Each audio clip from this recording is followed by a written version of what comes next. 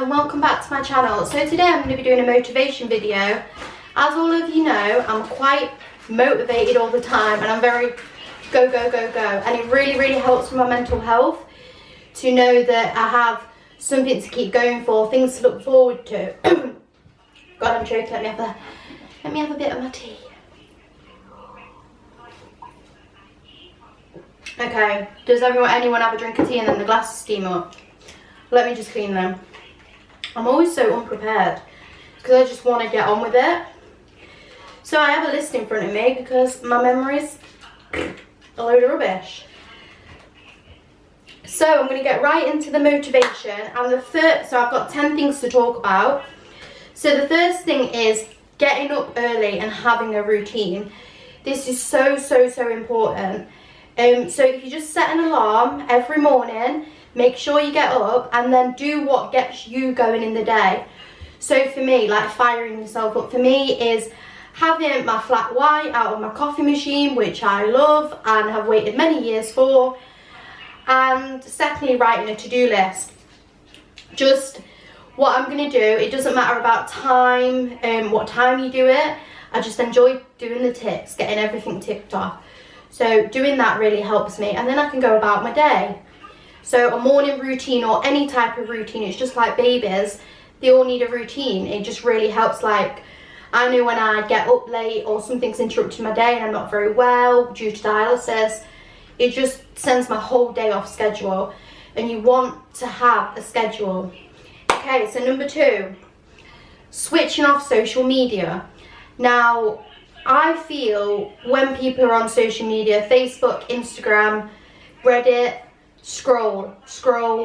You're just scrolling. You're not using your time in the day correctly. You're looking at things that are not going to influence you properly, maybe make you buy more things, maybe make you feel a certain way about yourself. Me personally, I don't ever look at anyone and think, oh, I want to be like them. Because I know it can be fake. Like a lot of the time it's a setup, it's not real, it's an illusion half the time. So I have a New Year's resolution of, I'm going to take my glasses off actually, just for a minute, of turning my social media off at least one day a week, just to concentrate on other stuff. Because it is so easy just to keep scrolling and scrolling. So number 3 is research and educate yourself. Now, a lot of people leave school, university, college, and that's it. They either go straight into work, they forget their ambitions, if it's not a job you want to be in, they forget things they're actually interested in. So I think it's so important that if you want to know something, or you feel you're not in the right job and you want to, I don't know, like Jay for example, wants to be a graphic designer or fashion, still do the things that you love, because there will be a point in your life where you will regret not learning the things that you wanted to learn. And educated people get a lot further. Oh my god, I can't say further. Thank you.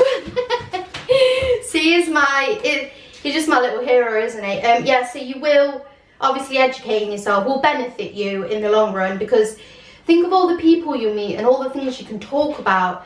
If you're not educated, then...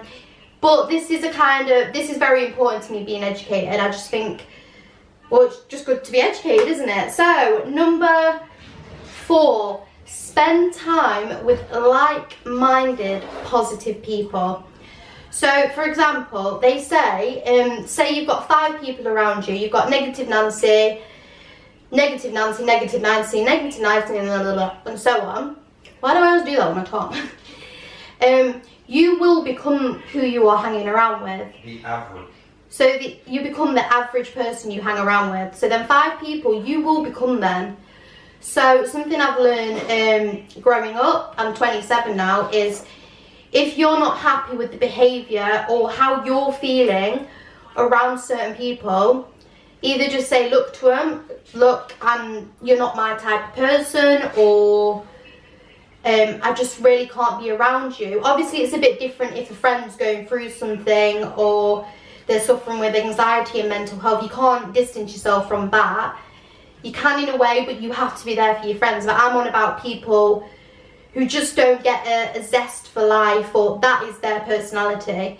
You need to distance yourself away from negative people, because at the end of the day you will become them, and you just don't want to be. You need to do you, especially at an older age, and that is something that I've learned and a lot of my friends have learned.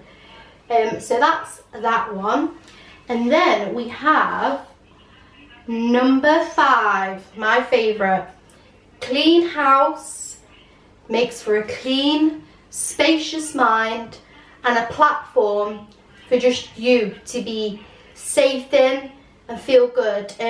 It's just like smells. If you have a bad, oh god, my bloody cardigan's fell off. If you have a bad smell, or I don't know, a bad experience in life, you connect it to that. So if you're spending so much time in your home, and I don't know, you're looking at something, I don't know, a wall that's just annoying you, or you don't like something because it's out of place, every time you go home, that's just going to grate on you, and you're not going to want to be at home. And that's meant to be your sanctuary, your safe place, where you come to relax. So always make sure that everything is exactly how you like it, clean, vibrant, I don't know, whatever your style is kind of thing. Just so when you do go home, or when you are at home, you feel safe and you feel happy. And it's so important. It's like when I was younger, or probably when most people were younger, the house, your bedroom would be a right tip. There would be pots in it, rubbish bags. And it's just like, no, and now I connect my old room with just, it's almost like fear. I don't know, it's a bit strange. But yeah, I'm just saying, make sure your house is clean, tidy, so you can crack on, get what you need to do done. So number 7, embrace failure. Now this is something I've really struggled with when I was at uni. I used to get a lot of negative comments and no positive feedback, and it really used to upset me. But now, as I've matured a little bit more and learned that you've got to embrace failure, because it happens to everybody. It just makes you a better person. And I always find writing down and evaluating what you've done wrong, or what's gone wrong, really helps, because then you won't do it again. Although I do make mistakes over and over again in the same thing, which is actually a sign of insanity. But yeah, anyway, so always embrace failure, because nobody's perfect, and it does happen to everybody. So number 8 is one of my favourites, which I always do, is write things down and get them out your head. So if something's annoying you, something's upsetting you, something's just not right, write it all down. If you don't want to talk to someone instantly, then write it all down. Some people don't always have someone to talk to. Write it all down and get it all out. Maybe even, like I said, if it's a to-do list or anything, just write it down. If you're angry at someone, write it down, screw it up, put it in the paper, put it in the bin. It will really, really honestly help. I recommend getting yourself a nice notebook and a nice diary or anything like that, you know, to just make the experience a little bit better. So that's that one. Number 9. Oh, what does that say? Oh, yeah, a big one for me. Rest. Do not burn yourself out. So I have this thing where I will keep going and keep going and keep going until, boom, I'll explode and I'll be like, what's going on? But I've burnt myself out. You need to pace yourself, and obviously with the routine and writing lists, this would really, really help. Instead of doing a million things at once, or if you're in like a full-time job, it's really easy to burn yourself out. Or such example for me, like working from home and being on dialysis, super easy to burn yourself out. So I would recommend pacing yourself, and it is so important for your mental health, your well-being, everything, just to pace yourself. Only do a certain amount of things in a day. I've had to learn that, because I always think I'm running out of time, if that makes sense. I think that might be due to my health problems, but I always want to get everything done at once, and I'm very impatient. But life isn't like that. It's literally a waiting game, and you have to wait for things.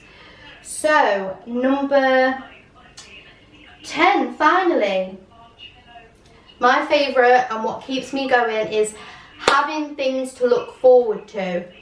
Now, if you've got a bit of extra money or you've got a bit of extra time, plan to meet friends, plan to meet family, plan to do activities, see your nieces and nephews, book a holiday, go on a spa day, redo your house, anything to get done on that to-do list or to look forward to is amazing. Like, we all love it when we've got something to look forward to, especially a holiday.